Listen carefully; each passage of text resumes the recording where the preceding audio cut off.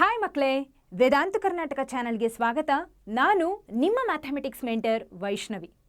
ಮಕ್ಕಳೇ, ನಮ್ಮ second PU mathematics ಎಕ್ಸಾಮಿನೇಷನಲ್ಲಿ question ಪೇಪರಲ್ಲಿ ಯಾವ ಸೆಕ್ಷನನ್ನು ನಾವು ಮೊದಲನೇದಾಗಿ ಆಯ್ಕೆ ಮಾಡಿಕೊಂಡ್ರೆ ನಾವು ಮ್ಯಾಥಮೆಟಿಕ್ಸಲ್ಲಿ ಪಾಸ್ ಆಗಬಹುದು. ಅಫ್ಕೋರ್ಸ್ ಪಾಸ್ ಆದಮೇಲೆ ಸ್ಕೋರಿಂಗ್ ಬಗ್ಗೆ ನಾವು ಯೋಚನೆ ಮಾಡೋದು, ಹೌದಾ?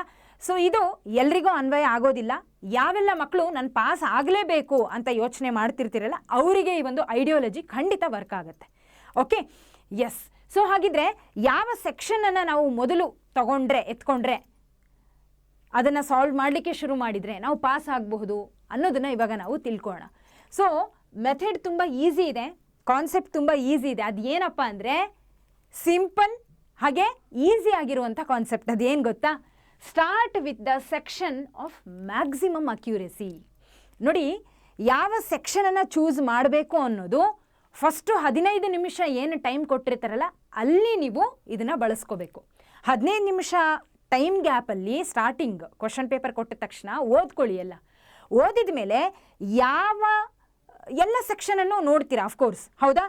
ಸೊ ಆ ಎಲ್ಲ ಕ್ವಶನ್ ಕಂಪ್ಲೀಟ್ ಅಷ್ಟು ಕ್ವಶನ್ಸ್ಗಳಲ್ಲಿ ಯಾವೆಲ್ಲ ಕ್ವಶನ್ಗಳು ನಿಮಗೆ ಅಕ್ಯುರೇಟ್ ಆಗಿ ಬರುತ್ತೋ, ಓಕೆ, ಇಂಥ ಆನ್ಸರ್, ಅದು MCQ ಆಗಿರ್ಬೋದು, ಫಿಲ್ ಇನ್ ದ ಬ್ಲ್ಯಾಂಕ್ಸ್ ಆಗಿರ್ಬೋದು, 2 ಮಾರ್ಕ್ಸು, 3 ಮಾರ್ಕ್ಸು, 4 ಮಾರ್ಕ್ಸ್ ಯಾವುದೇ ಇರಲಪ್ಪ, ನೀವೇನು ಮಾಡಬೇಕು, ಈ ಕ್ವೆಶನಿಗೆ ಆನ್ಸರ್ ಗೊತ್ತು ಅಂದ ತಕ್ಷಣ ಅಲ್ಲೇ ಪೆನ್ಸಿಲಿಂದ ಟಿಕ್ ಮಾಡ್ತಾ ಹೋಗ್ರಿ.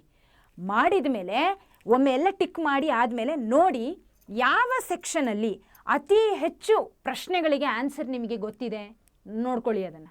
ಓಕೆ, ಹೈಯೆಸ್ಟ್ ಅಕ್ಯುರೆಸಿ, ಹೈಯೆಸ್ಟ್ ನನಗೆ ಪರ್ಫೆಕ್ಟಾಗಿ ಆನ್ಸರ್ಸ್ಗಳು ಗೊತ್ತಿದೆ ಅನ್ನೋದು ಯಾವ ಸೆಕ್ಷನ್ನು ಅದನ್ನು ನೋಡಿರಿ. ಅದು ಯಾವುದಾದ್ರೂ ಆಗಿರ್ಬೋದು, 6 ಮಾರ್ಕ್ಸೇ ಆಗಿರ್ಬೋದು, 4 ಮಾರ್ಕ್ಸೇ ಆಗಿರ್ಬೋದು, ನೋ ಇಶ್ಯೂಸ್. ಅದನ್ನು ಫಸ್ಟು ಎತ್ಕೊಳ್ಳಿ, ಅಲ್ಲಿಂದನೇ ಶುರು ಮಾಡಿ. ಅದಾದಮೇಲೆ ಸೆಕೆಂಡ್ ಅಕ್ಯುರೆಸಿ. ಅರ್ಥ ಆಗ್ತಿದೆ ಅಲ್ವಾ ನಾನು ಹೇಳ್ತಿರೋದು?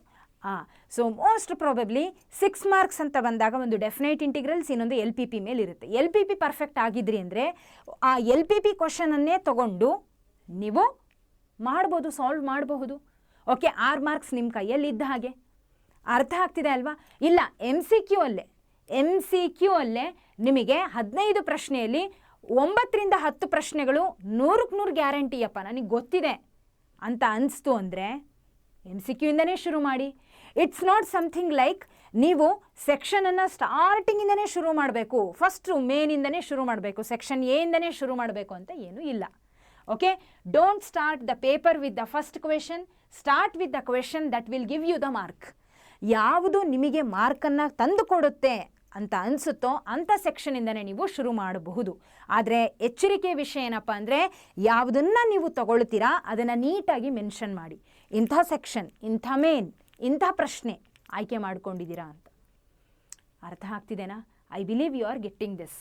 ಆಪ್ಷನ್ಗಳ ಸಮೇತ ನೀವು ಕ್ವೆಶನ್ನ ಮುಂದೆ ಬರೀಬೇಕಾಗತ್ತೆ. ಇಂಥ ಆಪ್ಷನ್, ಇಂಥ ಪ್ರಶ್ನೆ. ಸೊ ಆಪ್ಷನ್ಗಳಲ್ಲೂ ಕೂಡ ಇಂಥ ಪ್ರಶ್ನೆಯೇ ತೊಗೊಂಡಿದ್ದೀನಿ ಅನ್ನೋದನ್ನು ನೀವು ಕರೆಕ್ಟಾಗಿ ಅಲ್ಲಿ ಮೆನ್ಷನ್ ಮಾಡಬೇಕು. Is this clear? Okay, all right. So ನಾನು ಮತ್ತೊಮ್ಮೆ ನಿಮಗೆ ಇದನ್ನೇ ಹೇಳೋದು, ಇಂಥದ್ದೇ ಸೆಕ್ಷನಿಂದನೇ ಶುರು ಮಾಡಬೇಕು ಅಂತ ಯಾವ ರೂಲ್ ಇಲ್ಲ. ಯಾವುದರಲ್ಲಿ ನಿಮಗೆ ಮಾರ್ಕ್ಸ್ ಬರುತ್ತೆ ಅನ್ನುವಂಥ ಕಾನ್ಫಿಡೆನ್ಸ್ ಇರುತ್ತೋ ಸ್ಟಾರ್ಟಿಂಗ್ 15 ನಿಮಿಷದಲ್ಲೇ ಇದನ್ನು ನೀವು ಎಸ್ಟಿಮೇಟ್ ಹಾಕಿಬಿಡ್ರಿ. 15 ನಿಮಿಷದಲ್ಲೇ ನೀವು ಕ್ಯಾಲ್ಕುಲೇಟ್ ಮಾಡಿಬಿಡಬೇಕು ಆದಷ್ಟು, ಇದರಲ್ಲಿ ನನಗಿಷ್ಟು ಪ್ರಶ್ನೆಗಳು ಬರುತ್ತೆ ಅಂತ. ಓಕೆನಾ?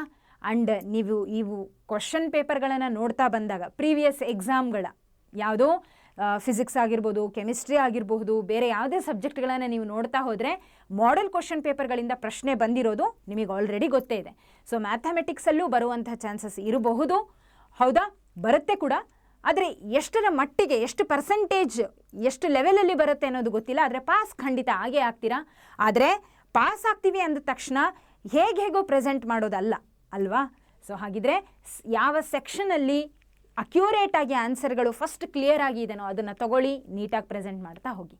ಆಲ್ ರೈಟ್, ಸರಿ. ಹಾಗಿದ್ರೆ ಈ ಒಂದು ವಿಡಿಯೋ ಖಂಡಿತ ನಿಮಗೆ ಹೆಲ್ಪ್ ಆಗಿದೆ ಅಂತ ಅಂದ್ಕೊಳ್ತಾ ಮುಂದಿನ ಒಂದು ವಿಡಿಯೋದಲ್ಲಿ ಮತ್ತೆ ಸಿಗೋಣ.